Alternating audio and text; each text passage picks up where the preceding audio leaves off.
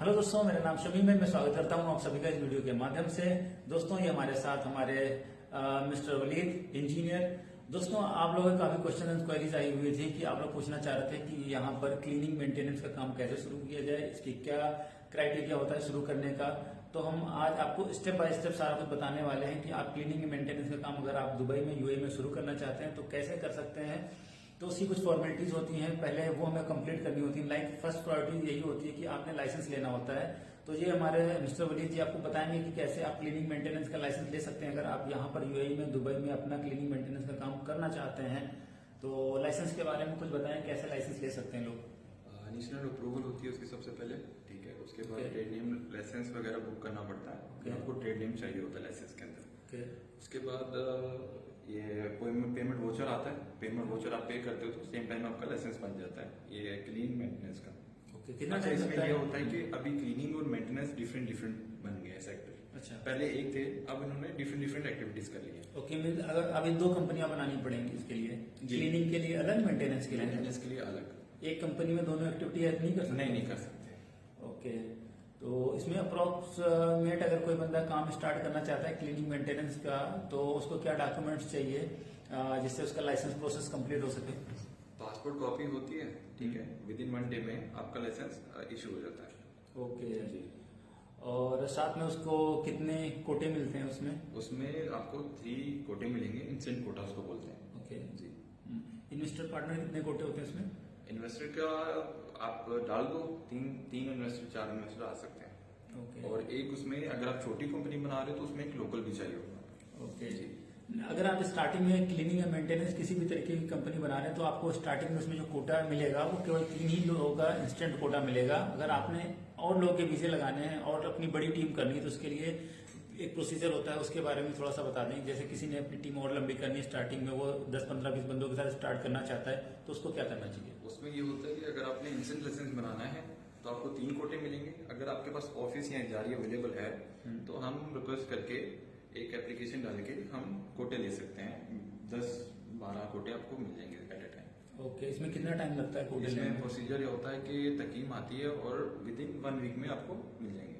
Okay, उसको वो तकीम क्या वेरीफाई करती है? अगर सपोज करो रिजेक्ट हो जाता है किसी कारण से, फिर उसको रीअप्लाई कर सकता है? हाँ, रिप्लाई कर सकता है, बट उसमें ये होता है ना, एक कंडीशन होती है कि ऑफिस किस साइज का आपका।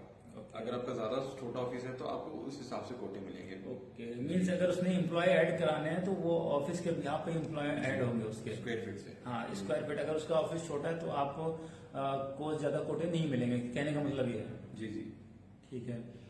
तो ये रही बात लाइसेंस की। जैसे आप क्लीनिंग मेंटेनेंस का काम आप शुरू करना चाहते हैं तो सबसे पहले आपको प्रॉपर एक लाइसेंस लेना होगा जो जिसकी वैलिडिटी 1 साल तक की होती है। 1 ईयर की वैलिडिटी होती है। 1 ईयर की रिन्यू होता है। ओके जी। रिन्यूइंग कॉस्ट क्या आती है उसकी? जो फर्स्ट आपको वोचर निकलता है सेम ही होती है, बट ये हम वो जज नहीं कर सकते कि कितनी आ सकती है, कभी ऊपर आती है कभी नीचे आती है, डिपेंडिंग ऑन एक्टिविटी। जी। एक्टिविटी उसमें जो कुछ 10 से 12 एक्टिविटी आई थिंक होती है।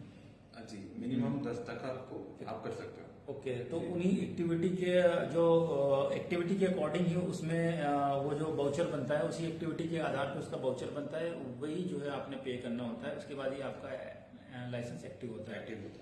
ओके, तो ये रही बात लाइसेंस की। अभी अब बात करते हैं कि कैसे ये काम स्टार्ट कर सकते हैं। जब आप क्लीनिंग मेंटेनेंस का काम स्टार्ट करते हैं सबसे पहले आप देखते हैं कि आपके पास कॉन्ट्रैक्ट ऑलरेडी है, किन कंपनियों के साथ में है, या आप अपना पर्टिकुलर करना चाहते हैं तो उसकी क्या स्ट्रेटजी आपके पास में है।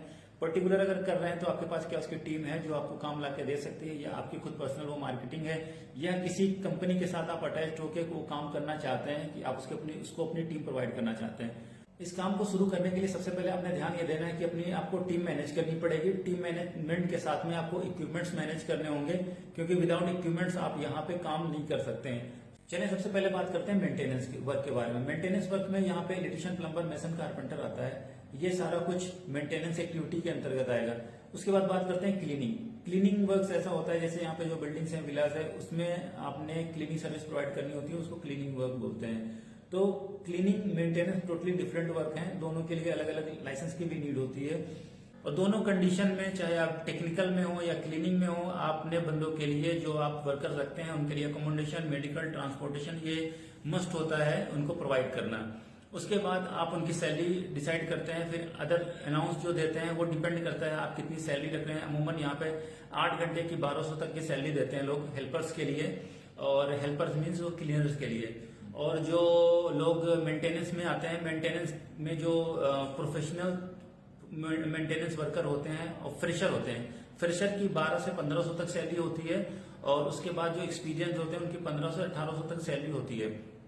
तो इस प्राइस पे आप बंदे हायर कर सकते हैं और अपना काम स्टार्ट कर सकते हैं। स्टार्टिंग में आपके पास 10 से 15 बंदों की जरूर टीम होनी चाहिए, और उसके साथ एक आपके ट्रांसपोर्टेशन के लिए एक गाड़ी भी होनी चाहिए जो उनको वर्किंग लोकेशन पे ड्रॉप कर सके और वहां से पिक कर सके। उसके साथ साथ एक ड्राइवर भी चाहिए। पहले एस्टिमेट के बारे में बात करते हैं। अगर आप मुझसे पूछेंगे अलग से तो मैं उसके लिए आपको बता दूंगा, मैसेज कर सकते हैं कि कितना आपका इसमें एक्सपेंसेस हो सकता है क्लीनिंग मेंटेनेंस के काम के लिए।